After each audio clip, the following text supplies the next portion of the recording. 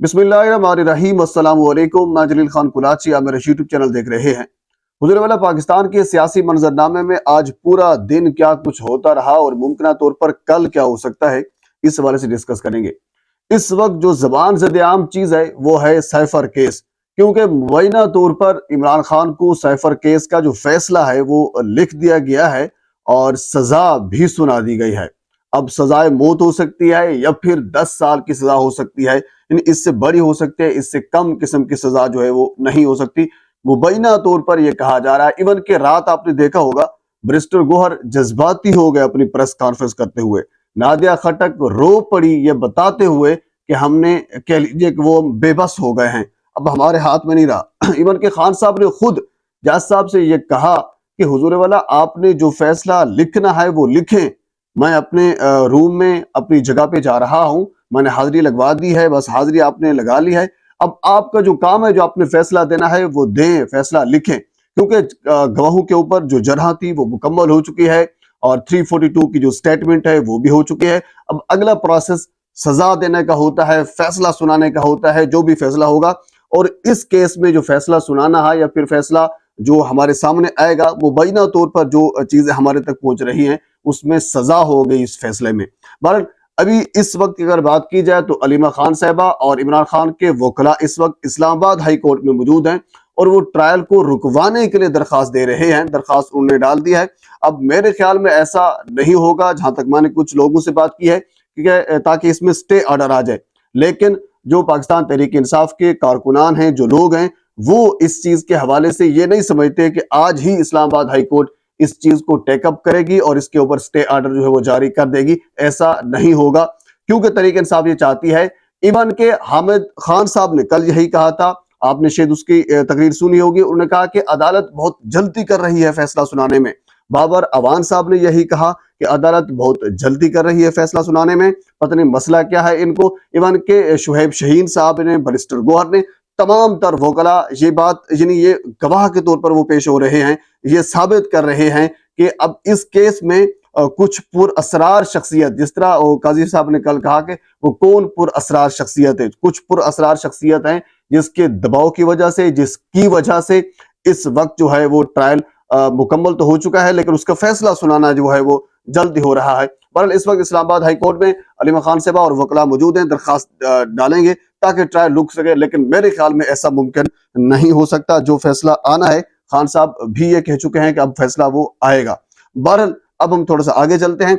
अगला case supreme court में सहाफियों की हरासगी के हवाले से आप कह सकते हैं, या कोई भी नाम देना चाहें उसको आप दे सकते हैं। वो केस लगा हुआ था। आज मतीउल्लाह जान साहब इस केस में पेश हुए जस्टिस काजी फायज ईसा साहब के सामने, और उन्होंने ये कहा कि ये असल में, मतीउल्लाह जान साहब ने बड़ा जबरदस्त किस्म का आज पॉइंट उठाया कि इलेक्शन से सहाफियों की तवज्जो हटाने के लिए, डाइवर्ट करने के लिए ये कोशिश की जा रही है। तो लिहाजा हमारी अदालत अदलिया से ये गुजारिश है, अदालत उज़्मा से ये गुजारिश है कि आप इस केस को इलेक्शन के बाद तक सुन लें। जाहिर सी बात है, बहुत से यूट्यूबर्स, बहुत से जर्नलिस्ट हर दिन में पेश होते थे। आज भी किसी ने पेश होना था, कल भी पेश हुए थे, परसों भी पेश हुए थे, यानी हर दिन में जो जो दिन उनके आ रहे थे, जो जो एक लिस्ट थी उसके मुताबिक हर एक ने पेश होना था। तो बर आज मतीउल्लाह जान साहब ने ये दरखास्त की, तो अदालत ने इस दरखास्त को टेकअप कर लिया, इस दरखास्त को सुना और ये फैसला सुना दिया कि अब FIA को यानी ऑर्डर कर दिया कि अब जो है वो नोटिस जारी किसी को नहीं होंगे।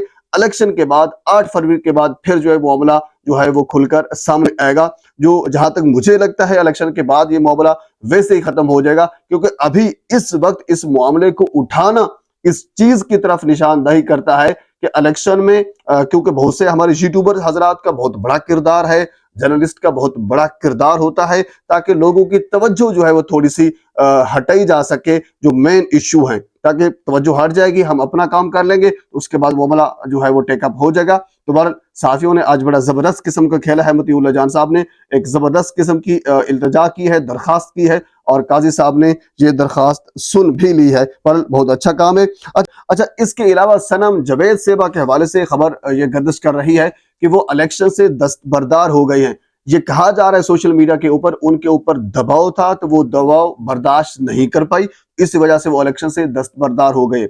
मैं बजाते खुद ये समझता हूं, मेरे ख्याल में ऐसा नहीं होगा। अगर सनम जावेद सेबा या बाकी जो हमारे जो तरीके इंसाफ के कारकुनान हैं जो इस वक्त डटे हुए हैं, अगर इन्होंने प्रेशर लेना होता तो ये काफी दिन पहले का प्रेशर ले चुके होते और अपने मौकफ से हट चुके होते, अपनी लाइन से हट चुके होते।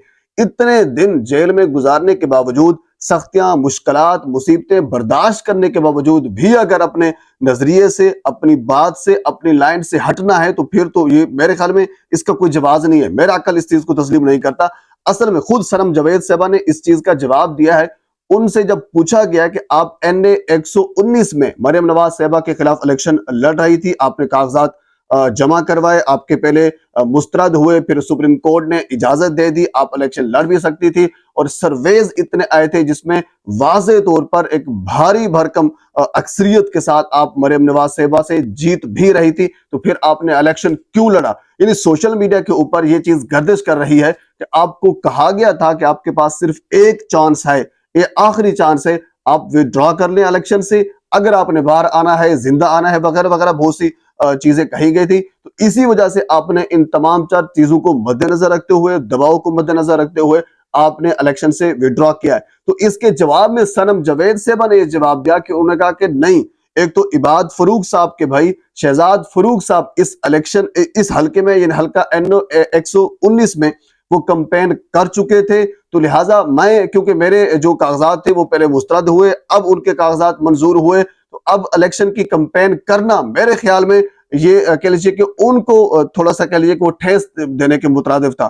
क्योंकि शहजाद फरूक साहब या फिर इबाद फरूक साहब, ये जो खानदान है, इन्होंने भी पाकिस्तान तहरीक इंसाफ के लिए कुर्बानियां दी हैं। बहुत बड़ा इस खानदान ने तहरीक इंसाफ के साथ एक वफादारी की जो मिसाल है वो कायम की है। तो लिहाजा शहजाद फरूक जो इस वक्त इस हल्के में इलेक्शन कंपेन कर चुके थे, तो उसको बिठा देना और फिर सनम जावेद साहबा को आगे लेकर आना, ये एक मुनासिब तरीकाकार नहीं था, ये इखलाकियात के खिलाफ था। तो इसी वजह से सनम जावेद साहबा ने खुद ये जवाब दिया है। उन्हें कहा कि मैंने अपनी वालदा को या बाकी जो भी फैमिली के मेंबरान है उनको ये कहा है कि आप शहजाद फरूक साहब के साथ जाएं, आप हल्के में कंपेन करें, सब कुछ करें, हम इस वक्त खान के नजरिए के साथ हैं। ये है इखलाक, ये है मोरालिटी। बहरहाल पाकिस्तान के सियासी मामलात में और बहुत सी चीजें हैं, अगली वीडियो में आपके साथ मैं जरूर शेयर करूंगा। एक मरतबा आपसे गुजारिश है मेरे चैनल को सब्सक्राइब कर दें ताकि आने वाले हर इंफॉर्मेटिव वीडियो आप तक पहुंच सके। अल्लाह हाफिज।